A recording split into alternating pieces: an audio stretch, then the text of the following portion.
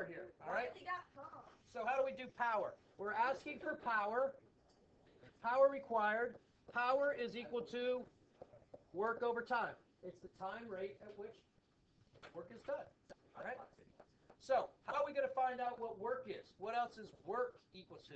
All right, so look, if we're going to solve for power, how about if we put this in terms of work? Work is equal to power times time. Why would I do that? Because what we're doing is from rest to 20 meters per second in 5.6 seconds. All right, so if we know the weight of the car, that'll give us the mass. This is a little bit weird. Okay, so what's the work done? Let's figure it out. Work is equal to force. It's about a change in kinetic energy. Which one are we going to use here? What are we going to use here to determine the amount of work? Are we going to do force times distance? Or are we going to use change in kinetic energy? Yeah, I think change in kinetic energy in this case, because we have a mass and we have a beginning and ending speed. That's the best way to do it, right? Because force times distance, we don't know what the force is. Okay? Because the force is not the same as the weight. All right, so we also know that work is going to be equal to change in kinetic energy. All right? All right, what's the initial kinetic energy? Are we solving for power? Yep, we're solving for power. That's why I put both of them in terms of work, so we set them equal to each other and power survives that. Right?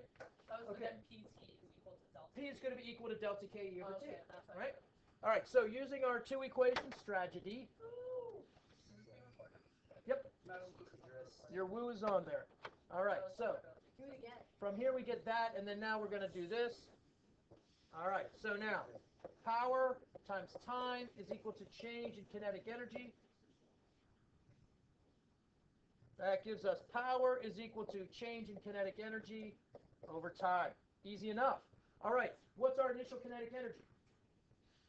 1/2 mv squared. Take a look. I'll give you a hint. 0. All right. So it's whatever the final kinetic energy is. All right. So, which is going to be equal to Ke over T. All right. So power is equal to kinetic energy 1/2 mv squared over T. But we don't know what the mass is. We're not given the mass. But that's easy enough to figure out. What is the mass? We're given the weight of the car. Okay? Divide by G. Yeah, G, right? All right, so we're going to get equal to weight times V squared. You know what? Let's not say weight. Let's say mg as sort of its own thing, right? I'm going to say mg, which we're given, V squared. All right, see there's no G in here, so what are we going to have to do? We're going to have to divide by G, because that gives us the same thing, right? mv squared over 2t, but then we got the G on top and bottom. We can't cancel them out, because we don't have just the m. The whole point of having that in there is to find the m. So that means that our power for A, we've got, basically it's the same problem, we've got just two different weights. A, the weight of the car is 9 times 10 to the third newtons, and B, it's 1.4 times 10 to the fourth. Okay? So the power for situation A is going to be mg, I just forgot what it is. What is it? 9 times 10 to the third, thank you. 9.0 times 10 to the third newtons times V squared, which was 20 meters per second. 20 meters per second. Got to square that, divided by 2 times 9.8 meters per second squared times 5.6 seconds. All right, now wait, this is getting a little complicated. We better do a differential analysis. All right, so let's just do that real quickly. Newtons, what are we going to have to do with newtons here? It's best for us to bust it apart, right? Because we don't have any other newtons to cancel. So we got kilogram meters per second squared times meters squared per second squared, bless you over there, divided by meters per second cubed. No, percent. Oh, meters per second. Yep, meters per second. Meters per second. So and then we got, let's just invert all that. That's going to make it easier. Then we have kilogram meters times meters squared times seconds divided by meters times seconds to the fourth. Wow, that's craziness. All right, so then what do we got? We've got kilogram, we got get this M goes away, this becomes 3, this goes away. We get kilogram meters squared per second cubed. Guess what that is? That's a watt. Why do you mean? All right, what are you talking about? All right, so is that what we're looking for? We're looking for power, that's watts. All right, so quick dimensional analysis lets us know that we're squared away. All right, so, sorry, we're MD. All right, so PA is equal to all this stuff. So when we crunch the numbers, what do we end up with? 2,798 point what? Say it again, Esther. 32,798.8 watts. All right. How many sig figs did we have in there? I think we had 3.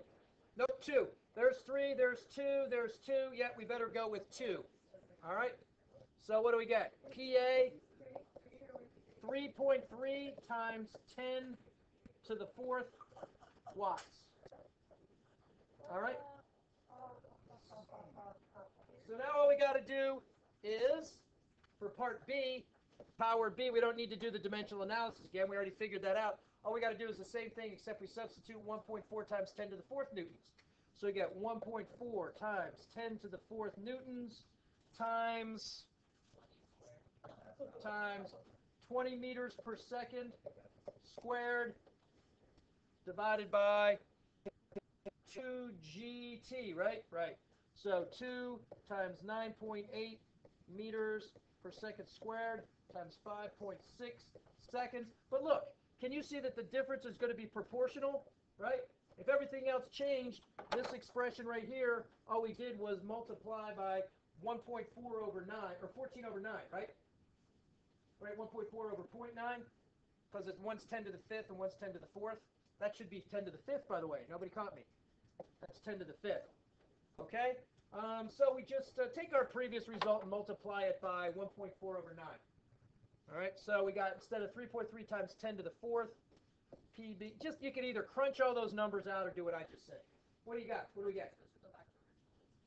Yeah, let's go back to original information. That's a good point, Gabrielle. All right, so when we put all that in there, what do we get? Calculator brigade. You guys were not ahead of this? Come on, come on, come on, come on.